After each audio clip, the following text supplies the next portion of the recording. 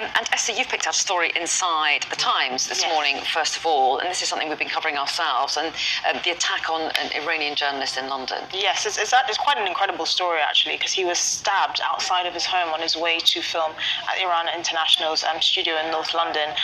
The police, counter-terrorism police, have been involved because they do believe that this was a targeted attack.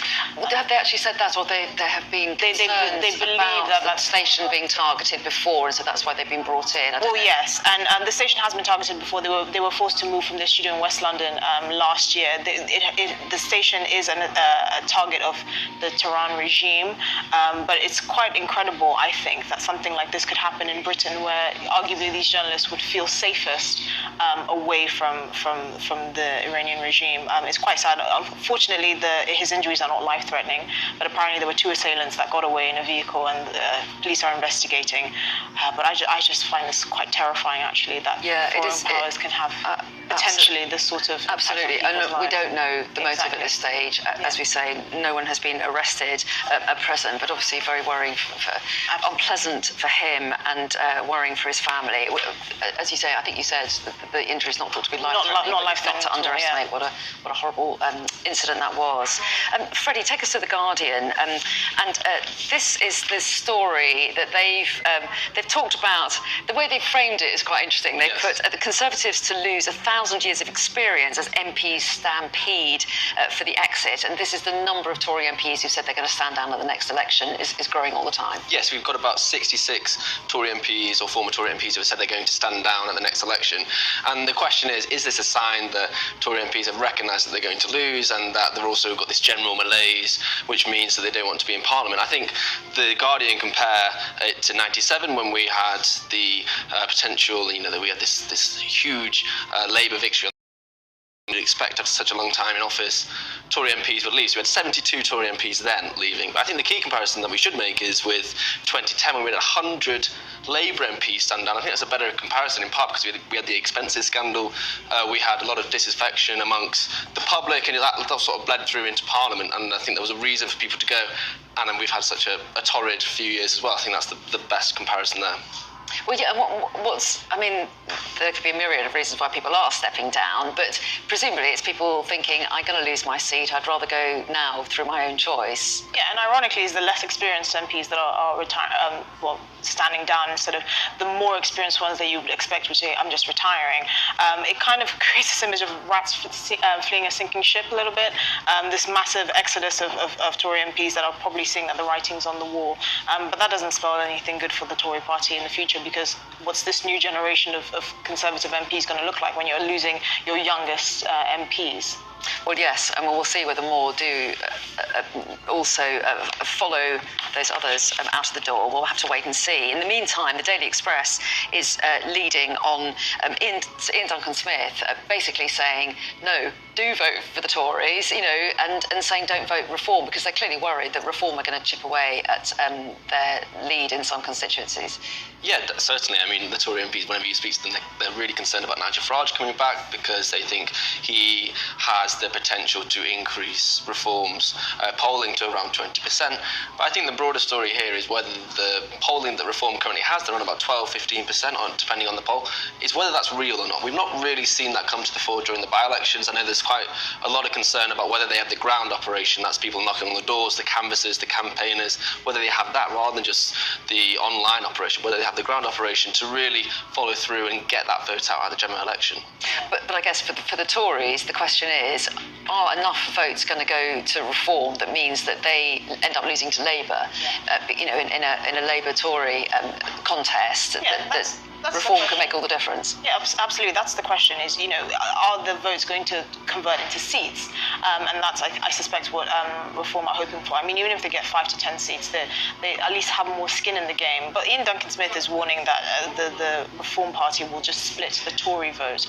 So he clearly doesn't see it as a threat for the Labour Party. Party. And he's arguing that this is going to backtrack on any progress they've made on Brexit, because Keir Starmer has said that he wants the UK to have a closer relationship with the EU, which is horrifying news for anyone who is pro-Brexit. It's ironic that Ian Duncan Smith is not making the case to vote for the Tories. He's just saying, don't vote for reform because of the Labour Party. But again, I don't think the Labour Party are as much of the boogeyman as they once were, because I don't think the Tories could have done much worse in the last 14 years. And do you think appeals like this on the basis of Brexit could make a difference? No, not really. I think Brexit has fallen down the list of priorities that voters have. We know that this election is going to be about the economy. The people are very concerned about immigration, but I think Brexit and immigration have been separated in recent years, in part because we left the EU, and we've also seen immigration go through the roof. So I think that's the reason that Reform are doing quite well. I don't think they're doing quite well because of concerns around Brexit. Okay, and then another question that's being asked is whether or not if flights take off to Rwanda, for example, that can make a difference. And there's an article that you've picked out in the Express about the Archbishop of Canterbury. He's expressed opposition to this bill, and he's in the House of Lords. Yes. And so talk us through what the article's saying. Yeah, so he's been opposing the Rwanda bill since the start. The Rwanda bill has been going through the Lords recently, and they've been sending it back to the House of Commons. He's essentially saying, as the Lords inevitably will do, we'll let it pass eventually, because obviously the House of Commons is the elected house. I think what is really interesting is that the Archbishop of Canterbury doesn't have the weight and the respect and the gravitas that I think he might have used to. No one's really listening to him. He's been campaigning against this bill for a very long time. The Tories don't really respect him. I think it's really interesting if you compare, for instance, the intervention that he's had to the one that Rowan Williams had back, I think it was back in 2012, it was actually in the New Statesman, and he came out against austerity, and that led the news for days. It was a huge intervention that he made. Nowadays, no one wants to hear from him. Do you think that's right, or do you think it's because it's more common now that we hear from the Archbishop of Canterbury, whereas back in the day it was quite rare for any kind of any comment that was deemed to be political in any way to be heard? I think that's quite right. I also think because the Rwanda bill in particular is quite politically incendiary, that actually it doesn't have as much weight to come from someone like the Archbishop of Canterbury, because people are saying, well, you're not elected, you don't have to deal with the consequences of it. Priti Patel, the former Home Secretary, came out with a comment saying she's happy that the Archbishop has finally decided to step down and accept that the will of the government will likely prevail. She called it reaching a far more sensible position on it, which is not subtle at all, which she's not known for anyway.